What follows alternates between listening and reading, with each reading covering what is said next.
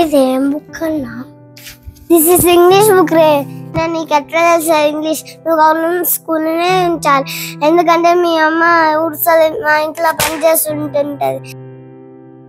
నేను పెద్ద పెద్ద జాబులు తెచ్చుకుంటా, ఇంకా నీకు చిన్న జాబ్ ఉంటుంది. నువ్వు ఇంట్లో ఏమైనా చిన్న జాబ్ ఉంటుంది నీకు, ఇంకా నేను పెద్ద పెద్ద జాబులు తెచ్చుకుంటా. నువ్వు ఫస్ట్ వస్తా, నీకు ఫస్ట్ ర్యాంక్ వస్తా. ఏం చెప్తున్నావు? అట్లా తప్పు కదా, అట్లా చెప్పొచ్చా? మీరిద్దరు చిన్నోళ్ళు కదా, వాడు చదువు గురించి ఉంటుంది అని అన్న. చదువు అంటే గవర్నమెంట్ స్కూల్ అయినా ప్రైవేట్ స్కూల్ అయినా ఒక్కటే ఉంటుంది. అట్లా చెప్పొచ్చా? నేను అమెరికాకి వెళ్ళిపోతా, నేను చదువుకుంటా, నీకు ఇంగ్లీష్ రాదని అనొచ్చా తనని? తప్పు కదా. తను కూడా గవర్నమెంట్ స్కూల్లో చదువుకున్నా చాలా బాగా చదువుకుంటాడు. గవర్నమెంట్ స్కూల్లో చదువుకున్న వాళ్ళందరూ పెద్ద పెద్ద పొజిషన్లో ఉన్న వాళ్ళు కూడా ఉన్నారు. అబ్దుల్ కలాం తాత తెలుసు కదా, ఆయన గవర్నమెంట్ స్కూల్లో చదువుకున్న పెద్ద సైంటిస్ట్ అయ్యాడు.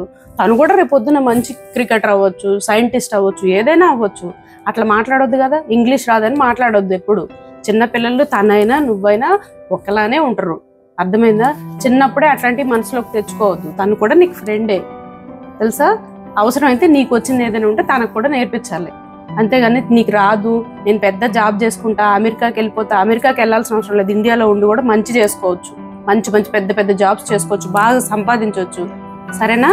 నువ్వు ఫీల్ అవ్వకు, మంచి చదువుకో, వాడికన్నా మంచి జాబ్ తెచ్చుకో. వాడికన్నా ముందు గవర్నమెంట్ స్కూల్లో చదివి అమెరికాకి వెళ్ళి నువ్వు, అప్పుడు వాడికి మంచి అవుతుంది. సరేనా? ఇంకెప్పుడు అట్లా అనొద్దు అద్వి, తప్పు. సరేనా? సారీ చెప్పు. సారీ. ఇద్దరు ఫ్రెండ్స్ కదా, షేక్ హ్యాండ్. Good boys.